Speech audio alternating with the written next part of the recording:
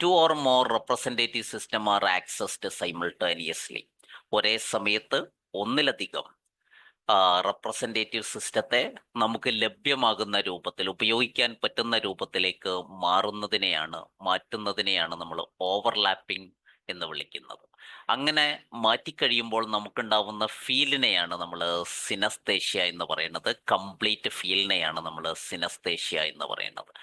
ഇപ്പോൾ overlapping representative system നമുക്ക് വിയിൽ നിന്ന് കെയിലേക്കോ കെയിൽ നിന്ന് വിയിലേക്കോ മാറ്റാൻ പറ്റും. അതുപോലെ എയിൽ നിന്ന് കെയിലേക്കോ കെയിൽ നിന്ന് എയിലേക്കോ മാറ്റാൻ പറ്റും. അതുപോലെ എയിൽ നിന്ന് വിയിലേക്കോ വിയിൽ നിന്ന് എയിലേക്കോ മാറ്റാൻ പറ്റും.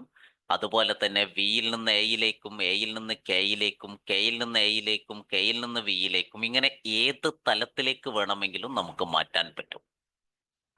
നമ്മൾ ഏതാണോ അണ്ടർ ഡെവലപ്ഡ് ആയിട്ടുള്ളത് അത് കണ്ടെത്തിയിട്ട് നമ്മൾ മറ്റതിൻ്റെ സഹായത്തോടു കൂടി ഫേവേർഡ് ആയ റെപ്രസെൻറ്റേറ്റീവ് സിസ്റ്റത്തിന്റെ സഹായത്തോടു കൂടി മാറ്റുന്ന രീതിയാണ് നമ്മൾ ഉപയോഗിക്കുന്നത്.